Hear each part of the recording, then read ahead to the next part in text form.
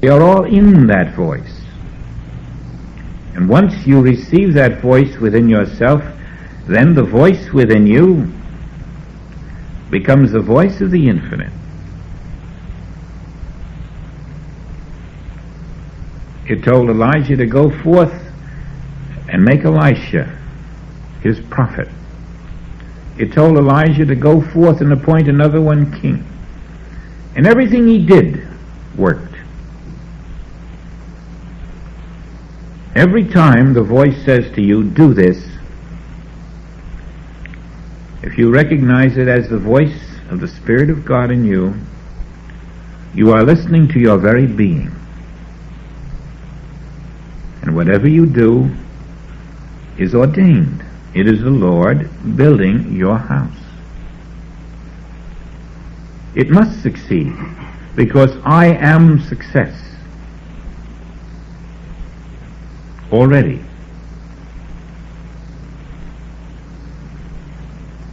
Blessed are the pure at heart. They shall see him face to face. When there is a total forgiveness of the world of effects, of the people, the places, and the conditions, because you know them to be effects, unaware of their identity, unaware that they all move in the invisible ocean of spirit called I. When you have seen through their error and have forgiven them, for they know not what they do. When you have accepted that the they that you have forgiven are not there, but only the I of being is there,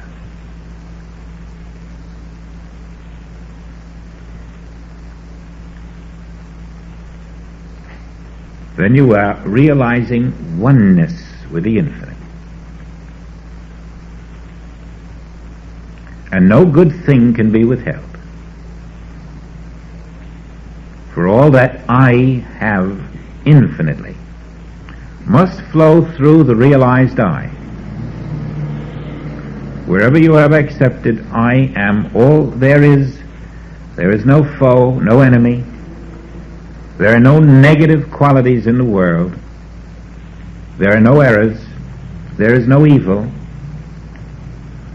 There is no destruction. There is no disease. These are all the appearances that are unaware of the invisible I, the essence that is ever present. These are all the women of Samaria standing at the well and pumping away, unaware that I am standing there, and if they could but see me where they are, they would never have to pump again. We're in the upper firmament, out of the lower, in the upper room. And as we rest there, in this invisible one eye, everywhere, the Master said, if you go forth and rest in Jerusalem, tarry in Jerusalem, I will come to thee. And this is where we're going to hear the voice speak. In the upper room, in the quietness which accepts, wherever you look, my being is. It doesn't matter if you see it or not. Wherever you look, my being is. Right where the freeway appears to man, that's my invisible being there. Right where the clouds appear, that's my invisible being there. And that ocean out there, you're mistaken. You call it the Pacific Ocean. It isn't. It's your invisible being. And when you accept that and live there in your consciousness, you will see this world is your invisible being. You can rest there. I am infinite being, and beside me there is no other. This takes it out of your human mind, out of your human manipulation. This is surrender. It is releasing God and releasing me. It is releasing my neighbor. It is where I must dwell for 40 days. Until that moment when I speak. When the I that I have acknowledged turns right around and acknowledges itself. When there's no two anymore.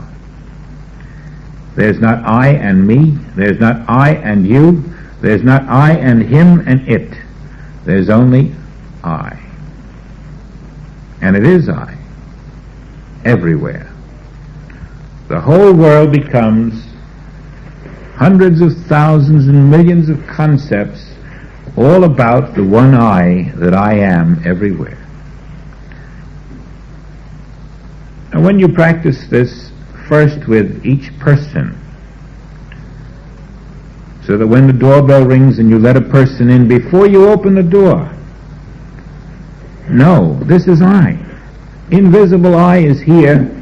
It will appear as a person, but it is I. It isn't him. It isn't her. It is I, my own being. And then open the door. When the phone rings, before you answer it, know this. And when you walk on the street or look out the window or stand in your office or your home and see another individual, register quickly, this is not him or her, this is I. And then you can recognize the individual on the human level, always knowing inside this is I.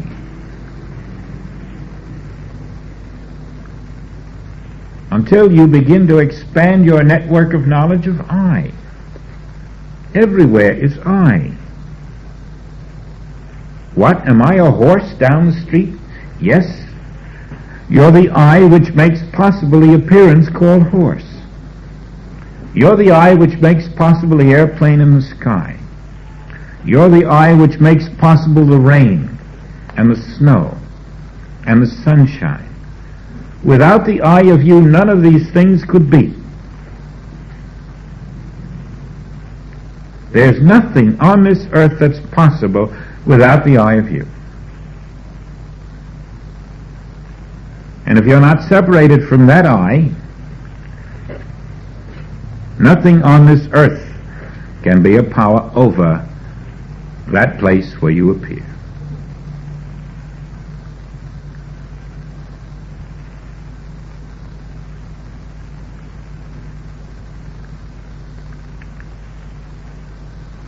This is how cookies appear, or cakes appear to Elijah. This is how Jesus heals, by living in the eye of everyone he sees. This is how you bring harmony into your life, by living in the eye of every condition, every appearance, judging not the appearance, but righteous judgment, judging only that it is I. If you invest every circumstance with the knowledge that it is I, and I am never divided from myself, you will bear fruit richly. And I will speak in the midst of you, not only as a voice that you hear, but as food that you eat, as guidance that you know, as wisdom that you express, as life itself. For I, the voice, am the voice of life. You see, we're bringing the miracle of I into daily existence.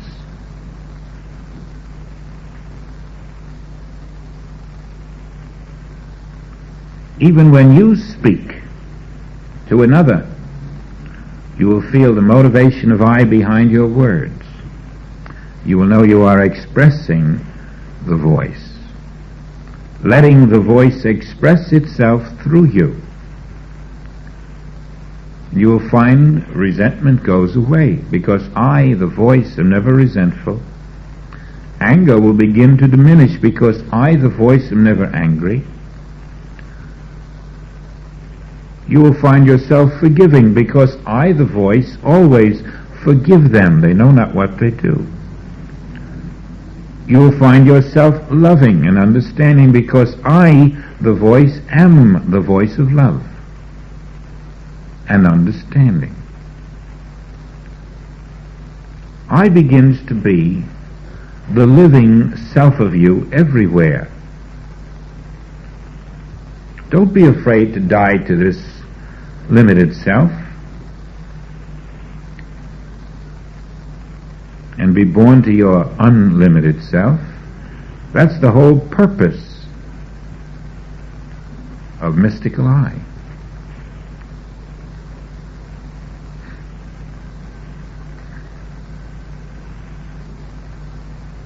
There is an I, there is a voice. It is real, it is power, it is glory. It is impartial, it favors no one. It does not favor one nation or one person. It is infinite, it is universal, it is available. And whenever you build the consciousness of I everywhere, you find that availability becomes fact. What we have tried to do is to shorten I down to me, and that is how we have held I away. We have personalized Jesus, and now when we learn about I, we try to personalize I. We cannot. And we should not, because all we're doing is making dwarves of ourselves when we are giants.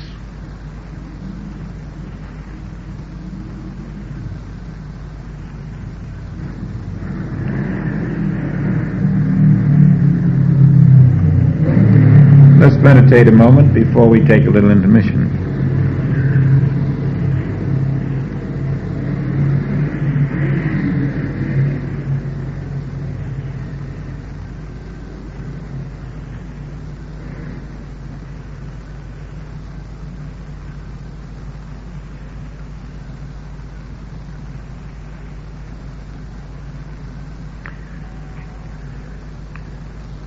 The person you see is never a him or a her or a me.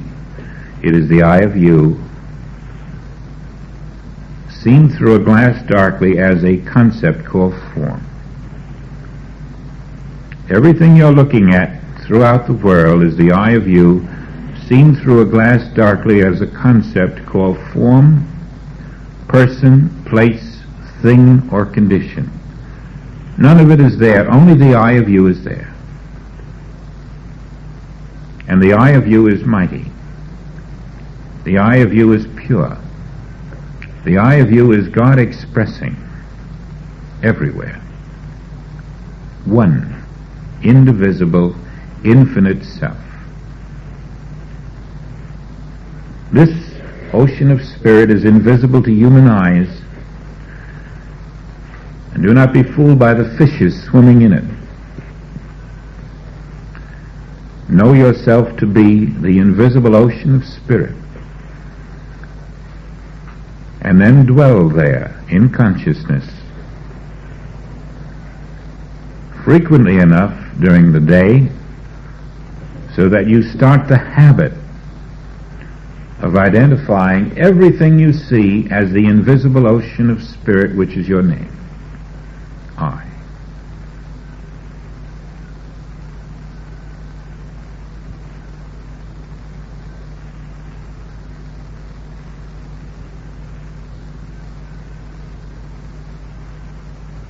Make up your mind to let nothing stop you from doing this and from correcting yourself when you have forgotten to identify properly. Make it the most important thing in your life.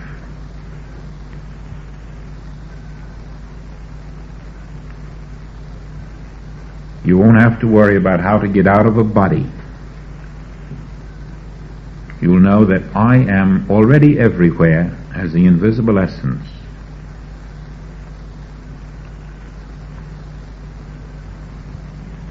The law of I everywhere governs my being.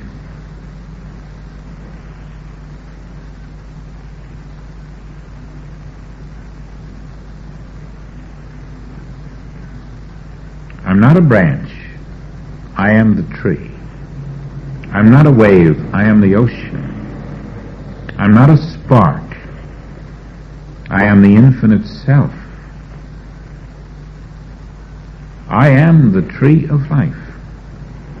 And that is why the fruit that grows from that tree will be the substance of that tree. The human form is the branch, but I am not the human form. I am the substance, the very tree of life. I am the tree of one. I'm never going to be a branch. I'm getting out of the branch that withers.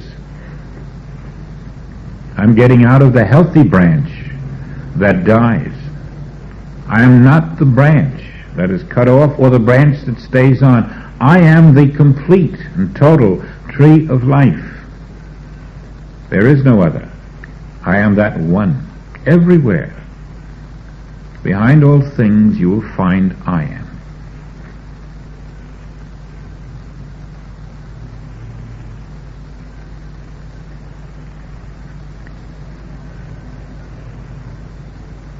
In the 5th chapter of Matthew, I think it's verse 14 or thereabouts, you will hear about being salted. The Sabbath has lost its salt. This is being salted, knowing who I am. The salt having lost its Sabbath. We are being salted, Christ did. Infinitized, removed from limitation of sense perception.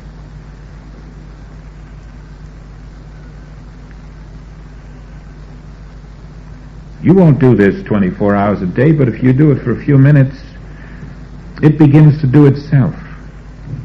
You find you look at a form and it begins to be identified by something in you as I.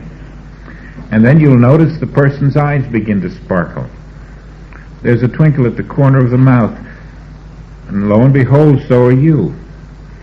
There's a feeling engendered because this invisible begins to come through the tree into the branches. These human branches begin to feel the tree of life feeding them. And it is all motivated by your recognition that that tree of life is you.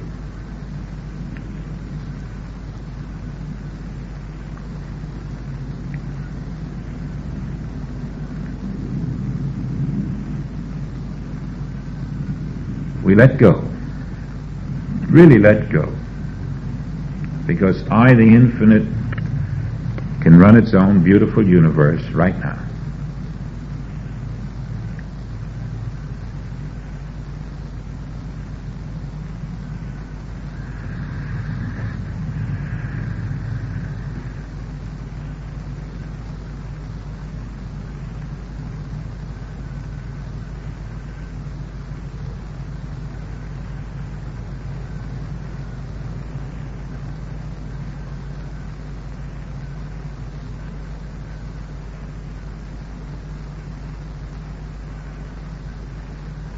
I contains everything. There is nothing outside. All is in this I.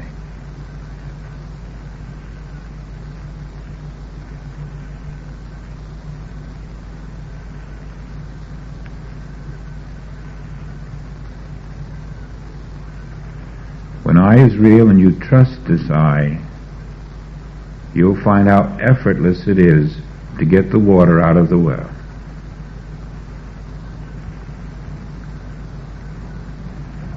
That's the upper firmament, the living water.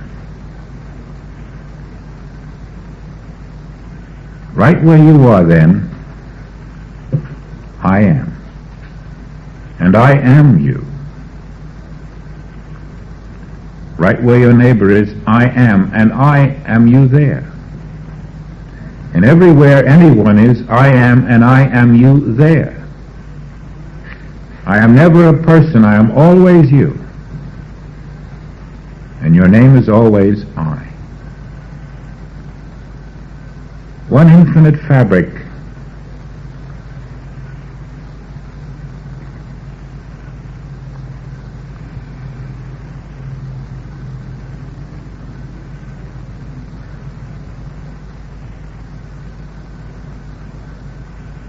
All else is adulteration.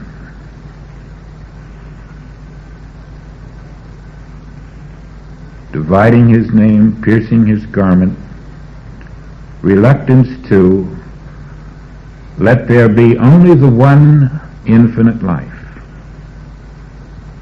And every time we make a second life or a third or a fourth and divide it up into forms, I cannot speak.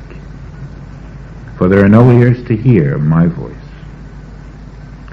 You only hear with the infinite inner ear. No other ear will hear my voice.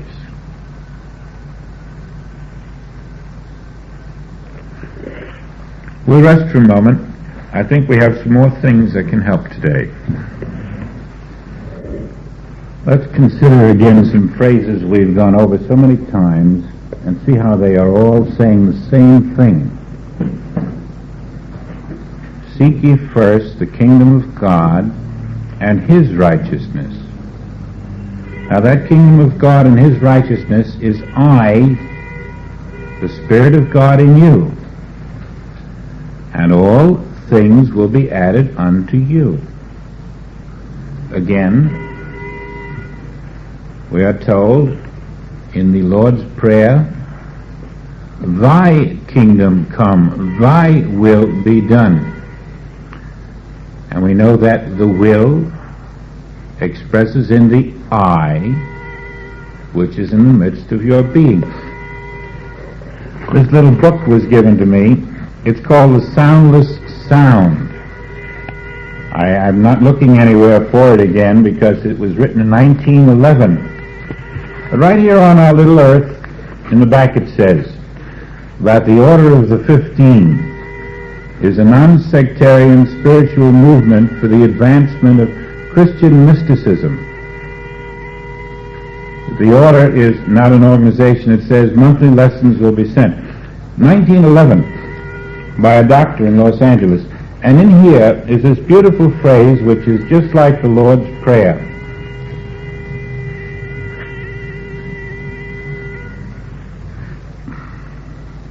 When you have listened to and obeyed the God within, the higher self, who is one with all, will make his own voice heard. When you have listened to and obeyed the God within, the higher self, who is one with all, will make his own voice heard. Now, it makes it necessary to listen to the God within in order to hear the voice heard. Now let's look at John. And we'll see John has been telling us the same things in 3 different places. They become very easily recognizable. In the 3rd chapter of John, the 20th verse,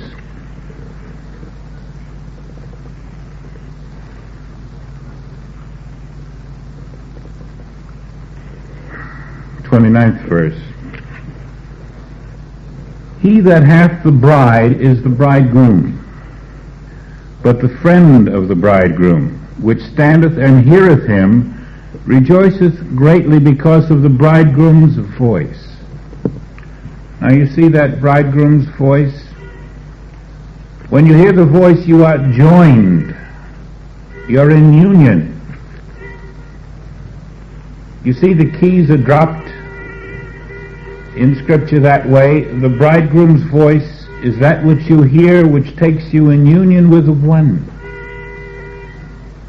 And this, my joy, therefore, is fulfilled. Now that's how John said it in one case.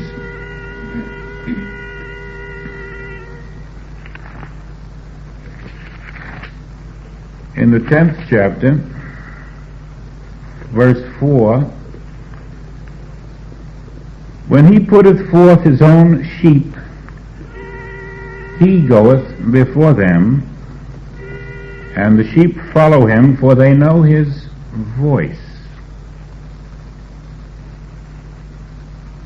Again, it is saying that those who are disciples, who are living as the Christ, are living by the inner voice of the infinite in themselves. The greatest of these, in my opinion, is probably this one in John 18:37. Before Pilate,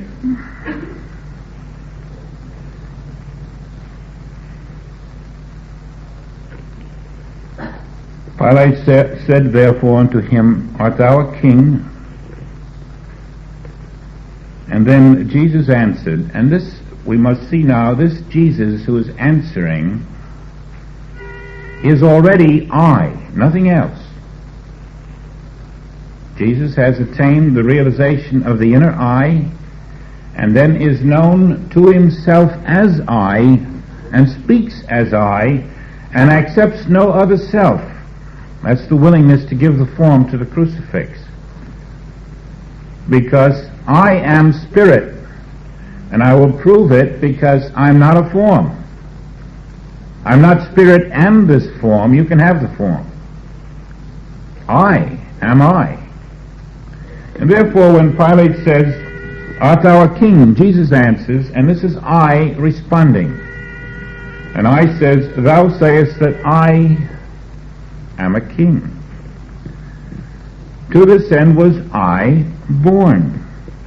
For this cause came I into the world, that I should bear witness unto the truth.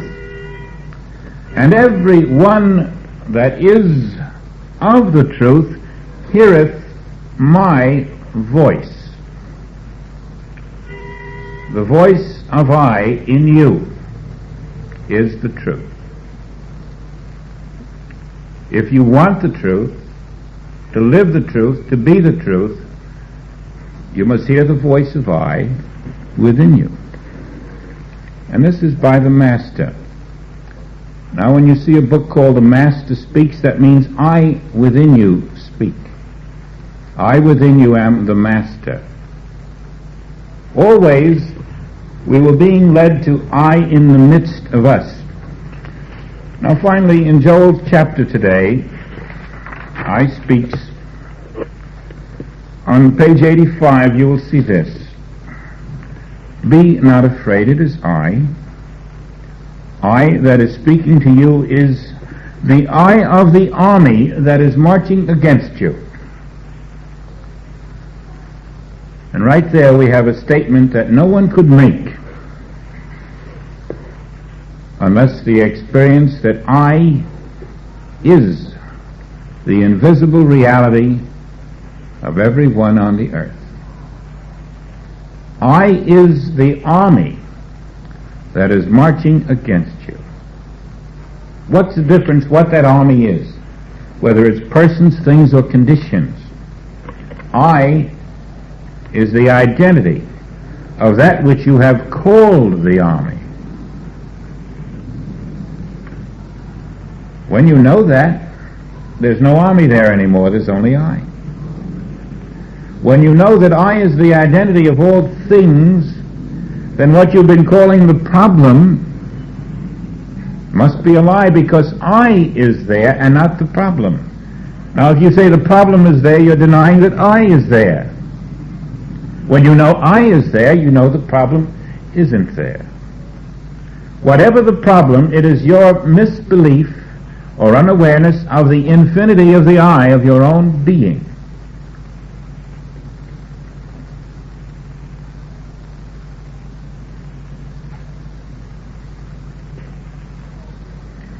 In meeting friend and foe, you are meeting me, meaning I, in the midst of you, in the midst of all.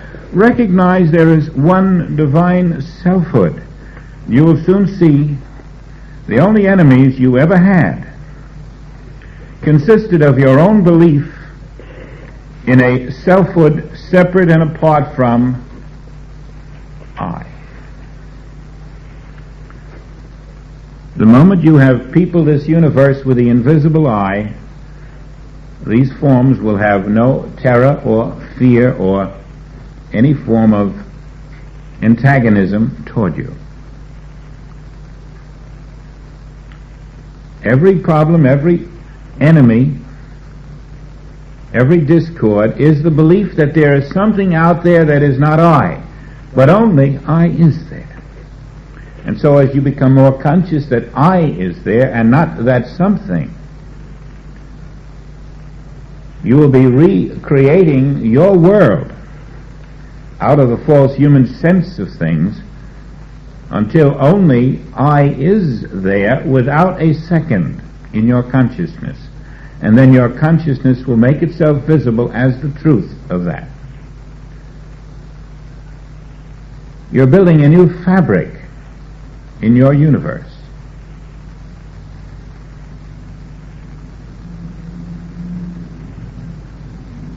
If this becomes clear to you, that only I is there, then your fidelity to that I demands that you reject the possibility of other than I being there.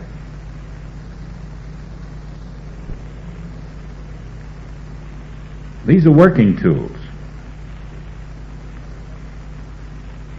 And when you have accepted in consciousness that only I am there, then I and the voice are one.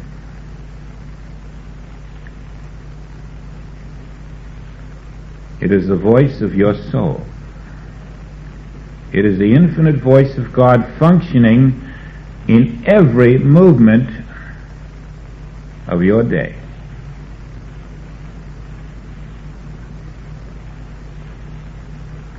All two-ness disappears. The enchantment is so unusual that you wonder if something is wrong. You're not called upon to make any momentous decisions. Everything is done.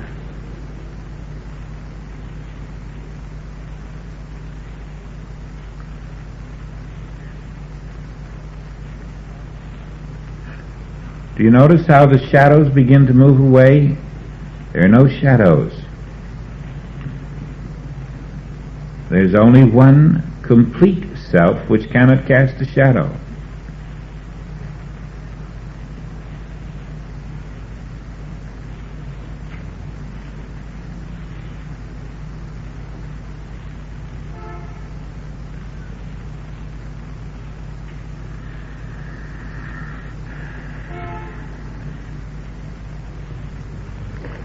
You'll notice in the first half we went over about an hour and a half because we were not in the thinking type mind, and time just escapes you then. And I don't intend to make anyone stay too long, but I think you should hear some of these statements out of Joel's chapter. That human beings live as a branch separate from the tree.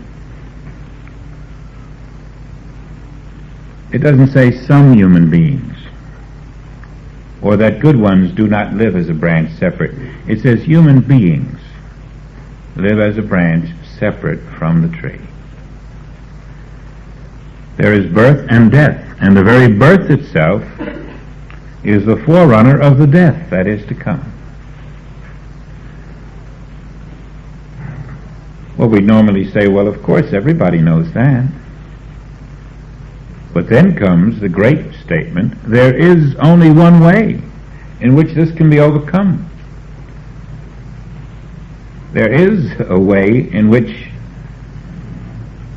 we can overcome a death following a birth.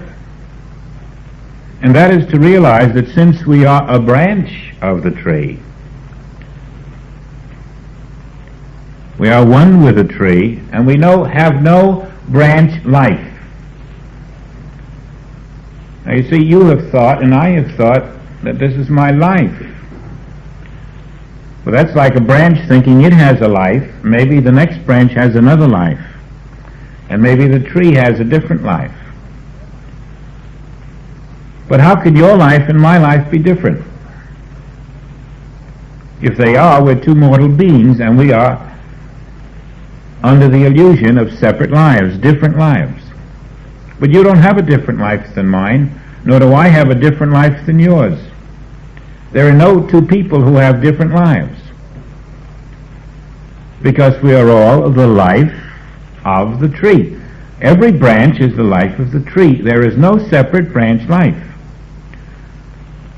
But if you're the life of the tree, that's who you are, the life of the tree. You're not even a branch. And so you finally identify as the life of the tree of life. God is the tree, and I am the life of the tree. I am the life of God.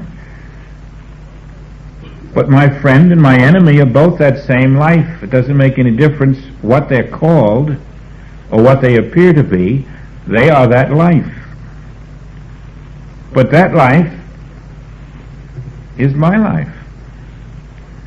The life of the branch next to me is my life, because there's only one life. And now I'm thinking in terms of one life, and that life is I. And that's how you overcome the death that must follow the birth in humanhood. To realize that since we are a branch of the tree, one with the tree, we have no branch life. We have no life that has a beginning, because that life has no beginning. Your life did not begin at your birth. The life of the branch didn't begin at the moment the branch appeared. The life always existed in the tree. The life of you existed before the branch or the form of you appeared. And that life must be identified and accepted. The life that existed before you became a human appearance was always your life. There could be no sudden bursting out of a life called a branch. Where would it come from? It comes from the life of the tree. There's no sudden bursting out of a you called a human. Where would you come from? You come from the life that is called I. And I never lets go. I is always that life. The appearance of the human sense of things is not that life. That's the concept we entertain about the life we cannot see. Now, as soon as we take ourselves out of this sense of a human life, and our neighbor out of a sense of his human or her human life, and cease to have two separate human lives, but have one invisible life out of which both human appearances sprang, then I am that one invisible life, and I'm out of the cycle of birth and death. The life that I've accepted, which precedes the form and exists while the form appears to human sense, is the life that I am that will not die when the form ceases to be. I'm out of the dying self into the undying life. And Joel says this is the only way in which the birth-death cycle is overcome. We have no branch life, no life that has a beginning, no life that has an ending. We have the infinite eternal life of the whole tree. We have no personal responsibility. We have no personal life. We have the life which is God. Well, there it is. He said so. And this is the voice speaking, because every word is ordained. You have only one life. It is the life of God. You cannot deny that is my life. You cannot deny it for any individual or person, place, or thing. And finally, you will accept it as your life. And you will find that the birth-death cycle has no meaning for you. Your life has no beginning in birth and no ending in death. Your life has no limitation. Limitations are unknown in your life.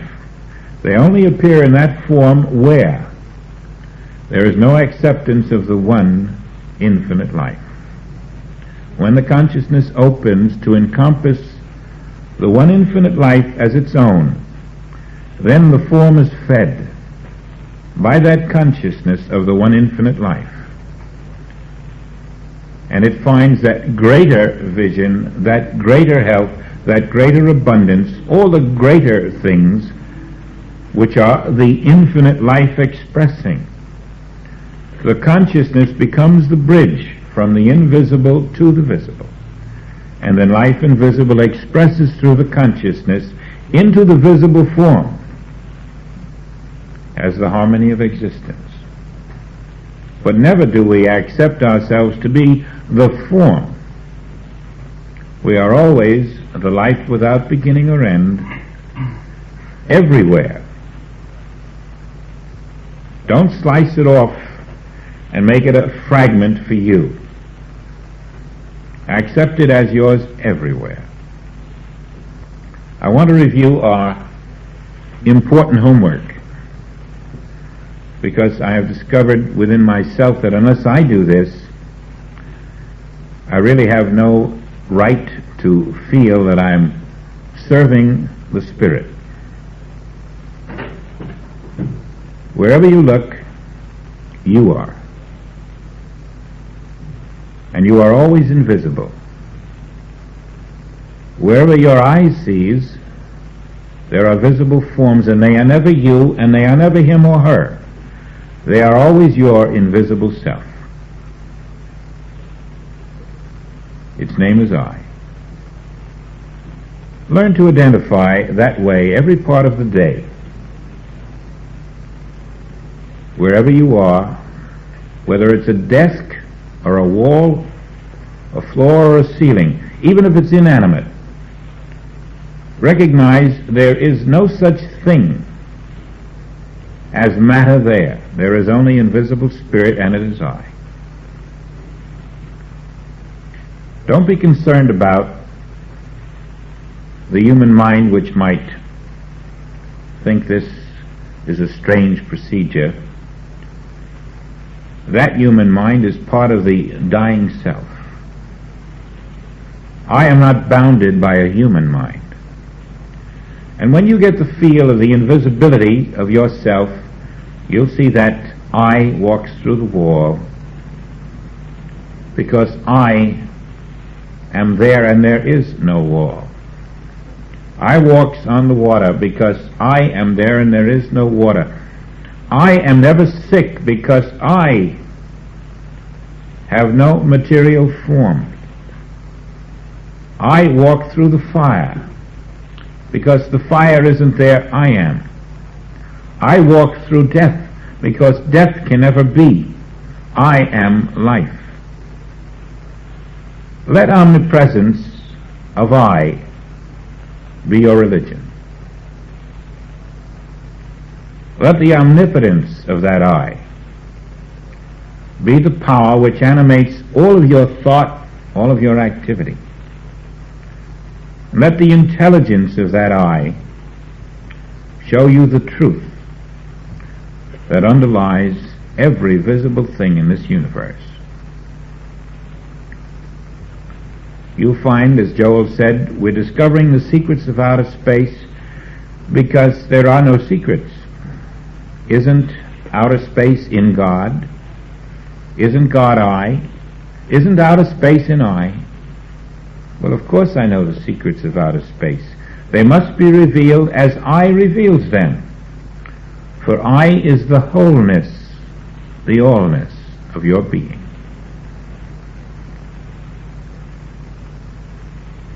This prepares you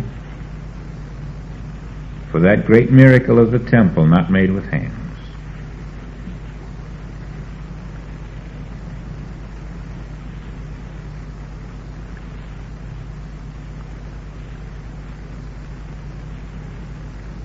Be patient, and when I speak, be obedient. Prepare for that speaking with silence. For in the silence of the mind I speak.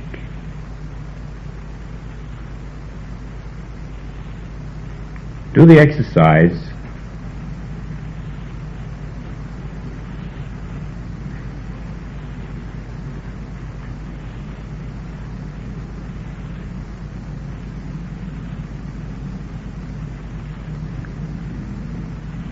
And you will be looking at the extension of your being everywhere.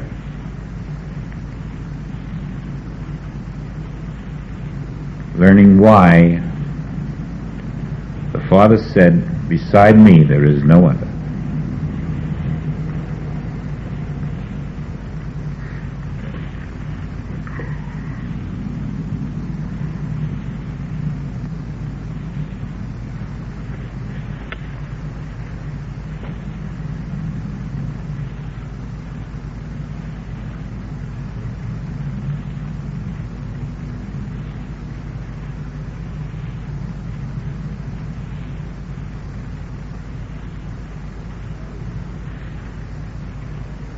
I'd like to just say this. When I tried this exercise,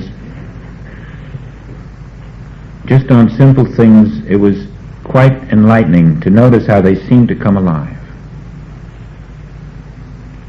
A whole new perspective opens up. Just a simple candle becomes something different.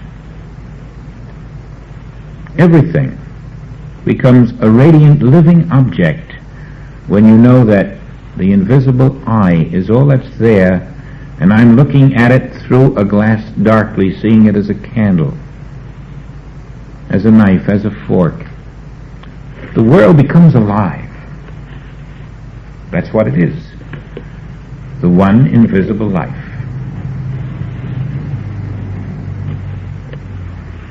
Thanks again.